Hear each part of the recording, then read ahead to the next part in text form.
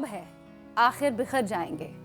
कौन कमबख्त ये कहता है कि जागती आंखों से सपने नहीं देखने चाहिए, बल्कि जागती आंखों से सपने देखो, क्योंकि जागती आंखों से देखे ख्वाब बिल्कुल पूरे होते हैं। बस दो चीज़ों की ज़रूरत है, एक आपके अंदर खुद एतमादी, एक हौसला, और तीसरा मेहनत, जो सभी करते हैं अपनी मंजिल तक पहुंचने के लिए। हेलो, आदाब, नमस्कार, सत श्री अकाल, प्रणाम। मैं हूं आपकी वही पुरानी थोड़ी सी दीवानी सी मस्तानी सी शायराना शीबा, लेकर आई हूं आप ही का चाहिए था प्रोग्राम दिल से, जिसमें होता है दिल से दिल का राब्ता, कई बातों का खुलासा। अब आप सोच रहे होंगे आगाज में ही इतना मोटिवेशनल, आगाज में ही इतने इंस्पिरेशनल थॉट्स क्यों? इसीलिए क्योंकि आज सैटरडे है और सैटरडे स्पेशल में किसी न किसी खास शख्सियत को इस प्रोग्राम में हम दावत देते हैं, जो आपके अंदर के हौसले को और भी जगाता है, आपको इस ओर केंद्रित करता है कि भाई उठो, क्या कर रहे हो, आपको अपनी मंजिल की तरफ जाना है, क्यों लाचार बेबस से पड़े हो, जिंदगी से बेजार हुए हो। क्योंकि आप नहीं करेंगे तो कोई दूसरा करेगा। मैंने किया ना, क्या हुआ? मैं गरीब था, लाचार था, बेबस था, एक मजदूर का बेटा था, खुद भी मजदूरी करता था, लेकिन फिर भी मैं शून्य से शिखर तक पहुंच गया। कौन पहुंचे हैं शून्य से शिखर तक? और बन गए बहुत ही बेहतरीन पायलट, और उन्होंने अपना एक ऐसा क्लब खोला बाद में, स्काईलाइन एविएशन क्लब, जिसके तहत उन्होंने ऐसे कमजोर लोगों को इतना मनोबल बढ़ाया, ऐसे उन्हें आसमान की ऊंचाइयों तक पहुंचाया, उन्हें ट्रेन किया कि बस हमारे हिंदुस्तान का नाम रोशन हुआ। वेल, मैं बात कर रही हूँ कैप्टन एडी मानिक की। कैप्टन जी, आपको बहुत बहुत स्वागत। Thank you. आप वाकई में इंस्पिरेशन है हमारे यंगस्टर्स के लिए, हमारी नौजवान नस्ल के लिए, और इंस्पिरेशन आप बने इनके लिए, और ये भारत की पहली महिला कमर्शियल पायलट बनी एट द एज ऑफ 19। और आपने अपना कमर्शियल पायलट की लाइसेंस लेने के लिए यूएस जाके 250 आवर्स तक आसमान में उड़ान भरी। Yes. कहाँ से लाया इतना साहस? इनकी बदौलत। वेल, देखिए, आपने तो कई अप्स एंड डाउन्स देखे। शुरुआत में जब आप 12 साल की उम्र के थे, गुजरात में आप एक गरीब घर में जन्मे थे, लेकिन फिर खेतों में काम करते करते कैसे जहन में आ गया, जिस तरह से हवाई जहाज उड़ रहा है, मुझे एक दिन जहाज उड़ाना है, मुझे भारत का नाम रोशन करना है।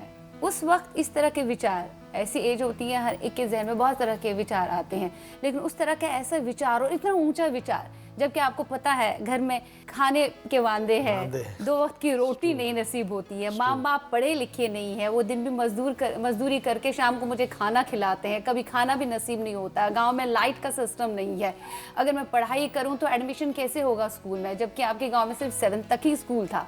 तो फिर रात को पढ़ाई आप करते थे, मोमबत्ती के तले आप पढ़ाई करते थे।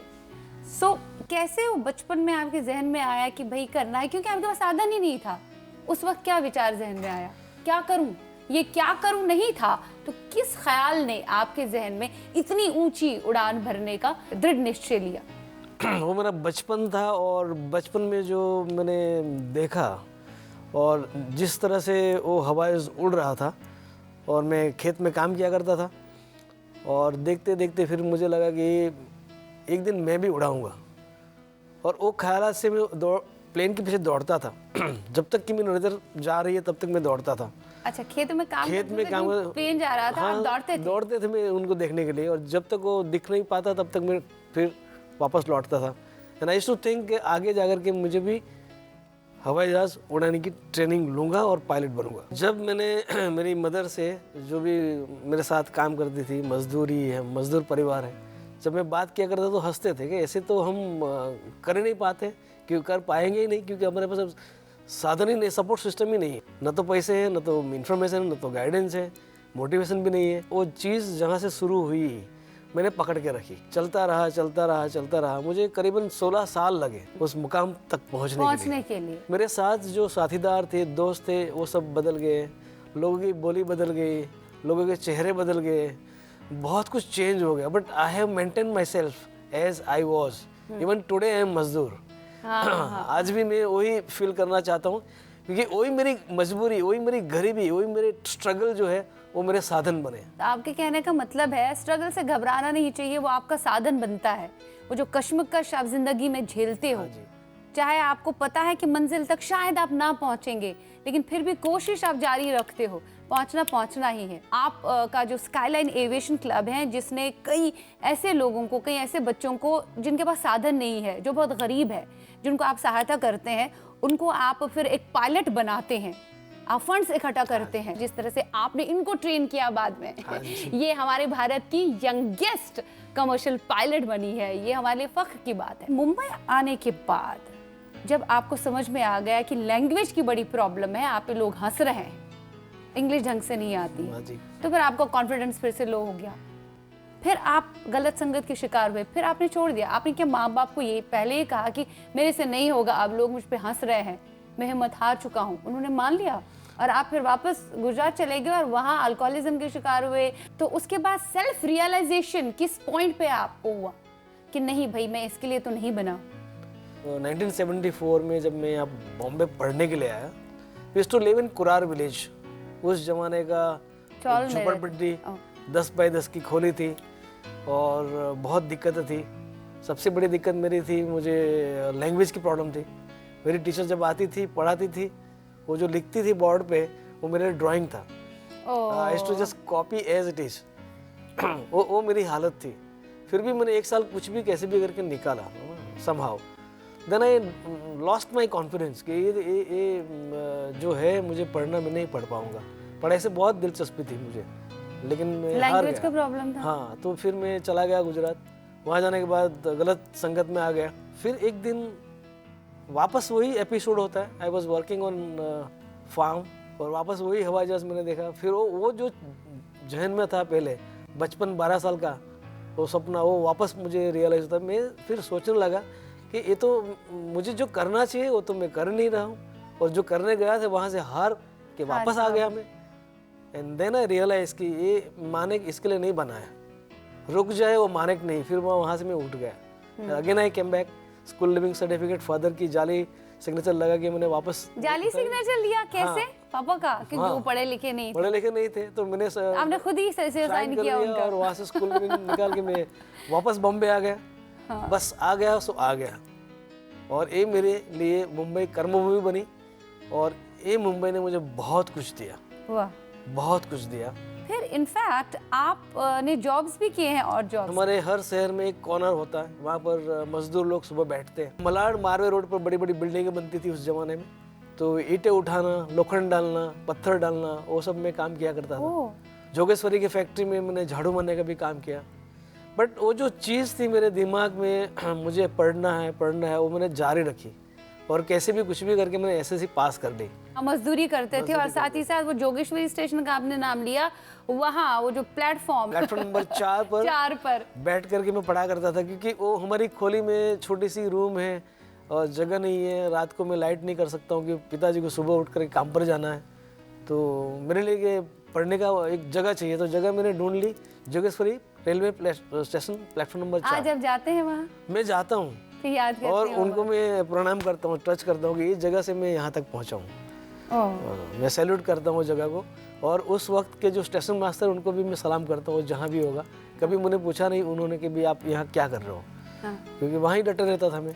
तो ये किताबें जो आप दोस्तों से कभी बोरो करते थे, या जो चर्च गेट स्टेशन पर वो सेकेंड हैंड किताबें बेचते हैं, वो वहाँ आप जाते थे फुटपाथ पे, वो किताबों में देखते थे एविएशन की किताबें कौन कौन सी हैं, उन्हें आप पढ़ते थे, और एक किताब ने आपको बड़ा मुतासिर किया था। वो किताब का नाम है 33.5 घंटे। हाँ, एक कहानी है पायलट की, जो पहली बार पूरे वर्ल्ड में, दुनिया में एटलांटिक ओशन क्रॉस करता है सिंगल इंजन एरोप्लेन से। इनका नाम था चार्ल्स लिंडबर्ग। न्यू फाउंडलैंड यूएस से लेकर के ली बॉगर्ड एयरफील्ड पेरिस तक की उनकी सफ़र है। 33.5 घंटा वो उड़ान भरता है, और वो किताब मुझे फुटपाथ से मिली। And that book ignited my dream कि ये जब 22 साल का पायलट अमेरिका का एक कार्य कर सकता तो मैं क्यों नहीं कर सकता हूँ। हाँ। और फिर मैंने मेंबरशिप ली अमेरिकन सेंट्रल लाइब्रेरी। हाँ। और तो पढ़ाई किया करता था मैं, और कॉलेज में जाता, लास्ट बेंच पे बैठता था, और मेरे हाथ में हुआ करते थे पुराने मैगज़ीन, वो भी एविएशन के। तो मुझे मजाक में मेरे क्लासमेट बोलते कि पायलट आ गया। तो इस तरह से मेरा माहौल था, लोग मजाक उड़ाते थे। बट कभी किसी मौके पर जब आपका मजाक उड़ाता था, कभी फिर से आप अपना सेल्फ एस्टीम खो देते थे और फिर आपको वापस सेल्फ रियलाइजेशन आता था? कभी अकेले में एकांत में बैठकर, क्योंकि माँ बाप के साथ वो अनपढ़ थे, पढ़े लिखे नहीं थे, उनके साथ डिस्कस नहीं कर सकते थे, बेचारा आपको पढ़ाने की कोशिश करा रहे थे, आपको खिला रहे थे वो मजदूरी करके, लेकिन फिर भी किसी पड़ाव पे आपको ये लगा कि आप फुटपाथ पे रो रहे हैं घंटों, समझ नहीं आ रहा, कभी सुसाइडल थॉट्स भी आते हैं? हाँ जी, yes, I came to a junction at the platform. एक ऐसे मुकाम पे मैं पहुंच गया कि मैं अभी क्या करूं क्या नहीं करूं। मेरे ड्रीम बड़े हैं, संसाधन नहीं है, सपोर्ट सिस्टम नहीं है। तो एक ऐसी लाइफ में ट्विस्ट आई कि अभी मैं क्या आगे करूं। और जैसे आपने बताया नेगेटिव थॉट्स, वो भी मेरे में आए और उसमें से मैं बाहर निकला।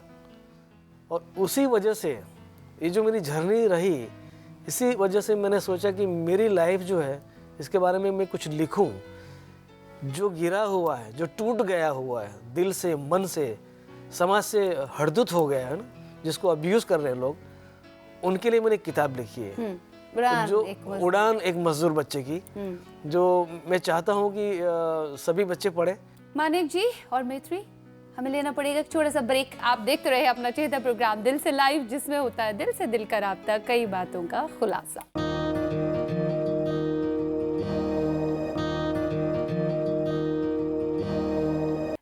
Welcome to you all after the short break. चल रहा है आपका चहेता प्रोग्राम दिल से लाइव, जिसमें होता है दिल से दिल का राब्ता, कई बातों का खुलासा। आज हमारे साथ इस प्रोग्राम में जो दिल से बातें कर रहे हैं वो है कैप्टन एडी मानिक, जिन्होंने बहुत बहुत छोटी उम्र से ख्वाब अपने जहन में सजाने शुरू करे थे।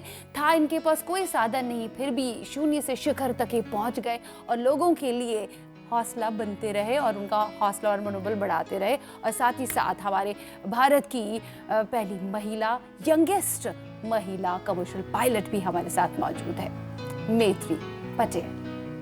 वेल, आप दोनों का ब्रेक के बाद बहुत बहुत स्वागत है। चलिए कुछ और इंस्पिरेशनल बातें हो जाए। हाँ जी। आपकी ये किताब पढ़ने के बाद ऐसा महसूस होता है कि भाई ऐसा भी हो सकता है, किसी को इतना ज्यादा अजियत लोग पहुंचाए, बातों से पहुंचाए, कोई साधन नहीं है, कुछ भी नहीं है, फिर भी बंदा फुटपाथ पे रहकर कैसे पढ़ रहा है और फिर लोगों को ट्रेन भी कर रहा है। मैं चाहूँगी कि लोग आपकी जो किताब है ये ज़रूर पढ़ें, लेकिन कहीं ना कहीं ऐसा फील हो रहा है कि कहीं पढ़ा पर तो ऐसा लगा होगा यार बस ख़त्म कर दो, जोगेश्वरी स्टेशन पे रह रहे के प्लेटफॉर्म पे, यार ट्रेन आ रही है, इस ट्रेन के नीचे कूदूं, ख़त्म करूँ, ये थॉट तो आया होगा कई बार? बहुत बार आया। फिर कैसे अपने आप से आपने सवाल पूछा, किसने आपको पीछे लाया? क्या कोई ऐसी शक्ति आपको लग रहा है या आप खुद अपनी शक्ति बन गए? मैं शक्ति की बात करूं तो मैंने महसूस किया मेरी लाइफ में, जिसे आप अल्लाह कहते हो, भगवान कहते हो, जो भी नाम दे दो, पर एक परम शक्ति है, यूनिवर्सल एनर्जी है जो हमेशा आपके अंदर है। अगर उनकी राहदार पर आप चलते हैं तो मेरे ख्याल से कितना भी इंसान गिर जाए तो भी उठ के वापस निकलेगा। उसको मैं नाम दूंगा आत्मविश्वास। अपने आप पे विश्वास होना जरूरी है। आप जो चाहो आप कर सकते हो। आप जादूगर नहीं है, बट मैं मानता हूँ कि आप जादूगर हो, क्योंकि अल्लाह भी जादूगर है और उसी का अंश आप है, तो आप भी जादूगर, आप भी जादू कर सकते हो। और उसके लिए चाहिए तटस्थता, stability of mind, clarity of thought, वो बहुत मायने रखता है। तो मतलब माइंड आपका जो ही अनस्टेबल हो जाता था, आप अपने आप से सवाल पूछकर उसको स्टेबल करते थे। वो कौन सी बात है जिसने आपको इतना स्थिर रखा? कौन सी बात माइंड में आती? जब भी मैं नेगेटिविटी में चला जाता था, नेगेटिव थॉट्स क्रीप इन होते थे लोगों के बिहेवियर से, अब्यूज वर्ड से या ऐसी सिचुएशन से, तो मैं अपने आप को अकेला महसूस करना चाहता था। I used to remain alone. After remaining alone and thinking lot about myself, my past, I need to do something which can change my future. और वो जो एनर्जी मुझे मिलती थी, तो मैं तो बोलता हूँ you should every viewers, those who are watching me, and I have an advice to everybody, you do स्वाध्ययन, अपने आप का सेल्फ स्टडी करो। That will motivate you lot. Inspire होना, अपने आप से होना बहुत बड़ी बात होती है। किसी की स्टोरी पढ़ी हमने, किसी की बातें सुनी, इंस्पायर हुआ, वो it boost is going to help, but not that much, unless you inspire from within yourself, Yeah. with your self confidence. Correct. और मेरी कहानी यही है। बाकी मेरे पास न तो पैसे थे, न तो इन्फॉर्मेशन थी, न तो गाइडेंस थी, न तो ट्रेनिंग थी, और सबसे बड़ी बात मैं बताऊं तो मोटिवेशन जैसी चीज़ थी ही नहीं। अच्छा, ये डीमोटिवेशन की मैं बात आई, आपने राजीव गांधी जी को भी लेटर लिखा था, तो वहाँ से भी उन्होंने हमदर्दी जताई और कहा कि भाई हम कुछ और नहीं कर सकते आपकी हेल्प। एनसीसी में गोल्ड मेडल हासिल करने के बाद क्या आपके दिल को तब ज़्यादा ठेस पहुंची जब आपने इंटरव्यू भी पास किया, आप गोल्ड मेडलिस्ट भी थे, उसके बाद आपसे कहा गया, आपने जो फॉर्म सबमिट किया, आपसे ये पूछा गया कि भाई आपके वालिद साहब का पापा तो पियून है, नहीं हो सकता, पियून का बेटा क्या बनेगा पायलट? हाँ जी। हाँ, तो ये बड़ा धक्का लगा। तब क्या ख्याल आया कि इस कंट्री में हम रह रहे हैं जहाँ पे गरीब बाप का बेटा अगर कुछ करना चाहता है, कुछ पाना चाहता है, उसे ये कहा जाता नहीं तुम्हारा बाप तो गरीब है, तुम पायलट नहीं बन सकते, जबकि आप गोल्ड मेडलिस्ट भी हैं एनसीसी में, आप इरादा रखते हो, सारे क्वालिफाई किए हैं अपने एग्जाम्स। सो वो ज़्यादा धक्का लगा आपके लिए, या तब धक्का लगा जब आप यूएस में $5 में आपने जॉब किया और एरोप्लेन्स आप वॉश करते थे वहाँ? धक्का कब ज़्यादा लगा? धक्का मुझे लगा भारत देश में, अपने देश में। मेरा देश है, मेरा गांव है, मैं भारतीय हूँ, मुझे गर्व है, फक्र है भारतीय होने का। बट हमारे जो सिस्टम्स है, हमारी जो सोच है, इससे मैं बहुत परेशान हुआ हूँ। वो धक्का मुझे लगा था, बहुत बड़ा धक्का लगा था। अपने आप को मैंने संभाला।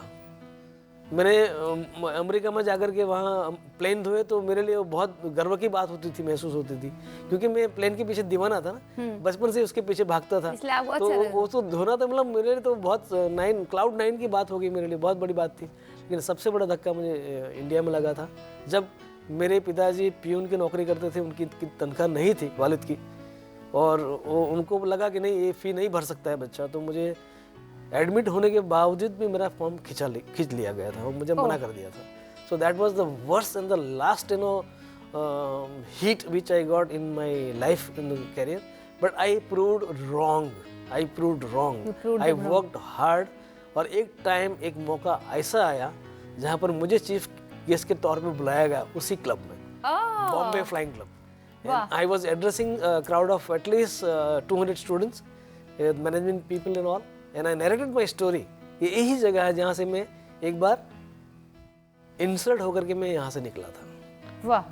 आई was not given admission. So my मेरा जो नज़रिया है, मैं जो कहना चाहता हूँ देशवासियों को, कि आप ऐसा मत सोचो कि ये लड़का गरीब है या लड़की गरीब है, उनमें कोई टैलेंट नहीं है।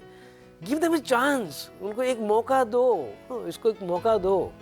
और वो मौका मुझे नहीं मिला था। So I lost my very fruitful youthful 16 years of my life. हर जगह घूमते घामते कमर्शियल पायलट की लाइसेंस चाहिए। तो पागलपन था मेरा। फिर मैंने सोचा कि नहीं, अभी मैं कमर्शियल पायलट बन गया, अभी चलो एयरलाइन की लग्जरी जॉब करूं। बट वो मेरे जहन में नहीं आया, क्योंकि मैंने जो मेरी जर्नी देखी थी, मुझे लगा मेरे जैसे लाखों माने इस भारत देश में घूम रहे हैं, जिसको कुछ करना है, कुछ बनना है, लेकिन उनके पास कोई रास्ता नहीं है। तो मैंने फिर स्कूल की शुरुआत की। दी स्काईलाइन एविएशन क्लब, जो मुंबई में स्थित है। 35 साल हो गए। 5000 बच्चियों को मैंने पढ़ाया। इनमें से मेरी करेक्ट पहली हमारी भारत को जो नसीब हुई है। आप मुझे अब बताएं कि आपने क्या मानिक जी की स्टोरी पढ़ी थी, या इनसे इंस्पायर होकर आपने सोचा कि नहीं आपको पायलट बनना है और यंगेस्ट पायलट बन के आप दिखाएंगी? आपने रिकॉर्ड तोड़ दिया। हाँ, मैंने जब पहला सपना देखा था पायलट बनने का, तब तो हर बच्चे का सपना होता है कि प्लेन उड़ाए, लेकिन फिर ऐसे ही जब जो ना बोलते हैं कि शिप के साथ वो पूरा गैदर चला जाता है, तो आई वेंट विद इट। मैंने 12th साइंस ख़त्म करके पूरे सब JEE नीट करने के बाद मुझे लगा कि this is not what I want to do, 9 to 5 job, but I want to make my parents proud, I want to do something for myself. तब आई सर्च आउटसाइड, मेरे family में कोई था नहीं जो मुझे गाइड करे। मुझे कैप्टन मानिक मिले और फिर उन्होंने पूरा मेरा जर्नी स्टार्ट करा आफ्टर 12th।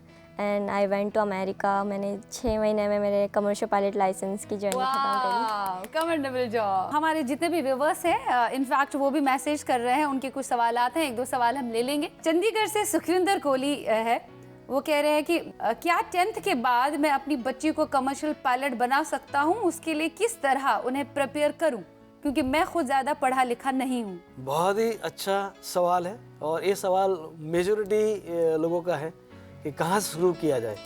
तो शुरुआत के लिए मिनिमम एज जो है 16 साल चाहिए शुरुआत करने के लिए। भारत सरकार के जो नियम है DGCA, उनके नियम के अनुसार 16 इयर्स मिनिमम एज चाहिए, SSC पास होना चाहिए। और तीसरा है पायलट की मेडिकल टेस्ट होती है जी। क्लास 2 मेडिकल, इसमें पास होना चाहिए। ये 3 चीज़ है तो वो शुरुआत कर सकते हैं। साथ साथ में उनको 11वीं 12वीं जो है 12th साइंस में पास करना होगा, फिजिक्स मैथमेटिक्स के साथ। वो हमारी रिक्वायरमेंट है भारत सरकार की। बहुत अच्छा आंसर दिया आपने, थैंक्स अ लॉट। दूसरा एक मैसेज हमें आया, this is Ajit Kumar from Rampur. Sir से मेरा सवाल है, सर आपकी किताब पढ़ी है उड़ान एक मजदूर बच्चे की, बहुत ही अच्छा लगा। मैं आपकी जगह होता तो शायद सुसाइड ही करता। इतना साहस आप में कैसा आया, इतना स्ट्रॉन्ग कोई कैसे हो सकता है? मैं आश्चर्यचकित हो गया हूँ। क्या आप पर फिल्म बन रही है? तो अगर बन रही है तो प्लीज़ बताएं कब बन रही है, वो ज़रूर सबको देखनी चाहिए। Thank you very much. इसके लिए एक ही आंसर है मेरे पास, यू बिलीव इन योरसेल्फ। अपने आप पे विश्वास रखो। अगर अपने आप को आप विश्वास रख सकते हैं तो और कोई आप पर विश्वास करेगा। जब आपको अपने आप पर विश्वास नहीं है तो आप कैसे, दूसरे लोग कैसे आपको विश्वास करेंगे? सो बी स्ट्रॉन्ग। तो हमारा जो मूल जो मंत्र है, हमारा जो मूल जो चीज़ है वो है आत्मविश्वास। अपने आप पे विश्वास रखो, खुद एतमादी। हाँ। दूसरी बात है किताब की, तो अभी अभी बॉलीवुड के मैगजीन फिल्म्स टुडे ने मेरे एक आर्टिकल किया, फ्रंट पेज पे फोटो भी छापा, और उसकी वजह से बॉलीवुड में मेरी जो स्टोरी है हलचल थोड़ी आ गई। सब कहते हैं हम करेंगे, मानिक जी का रोल हम करेंगे। पहले अगर आपसे पर्सनली पूछें तो आप किन को चाहते हैं कि आपका रोल करें? मतलब बहुत सारे लोग लाइन में होंगे, अजय देवगन, अक्षय कुमार। मैं चाहूंगा Akshay Kumar will be the best, will be my best choice my, तो will fit into my role, आपके रोल में। बहुत मजा आया, बहुत बहुत शुक्रिया, धन्यवाद आपका भी और आपका भी। थैंक यू, बहुत बहुत। मैं उम्मीद करती हूँ आज का प्रोग्राम आपको बेहद पसंद आ गया होगा। क्यों नहीं पसंद आएगा? यही तो हमारा काम है, आपके अंदर हौसला उमंग को जगाए रखना, आपसे ये कहना आप सब कुछ कर सकते हैं, नामुमकिन कुछ भी नहीं है, बस कोशिश करके तो देखिए। वो भी आपके साथ है और आपका आत्मविश्वास भी आपके साथ है। जी उठिए अपनी जिंदगी, मंजिल आपको बुला रही है और आपको अपनी आगोश में लेने के लिए बेकरार है। बस एक कदम तो बढ़ाइए, पूरा संसार आपके साथ है। वेल, इन्हीं बातों के साथ आज के प्रोग्राम से इजाजत। You guys take care of yourself, be happy always, क्योंकि मुस्कुराते चेहरे अच्छे लगते हैं।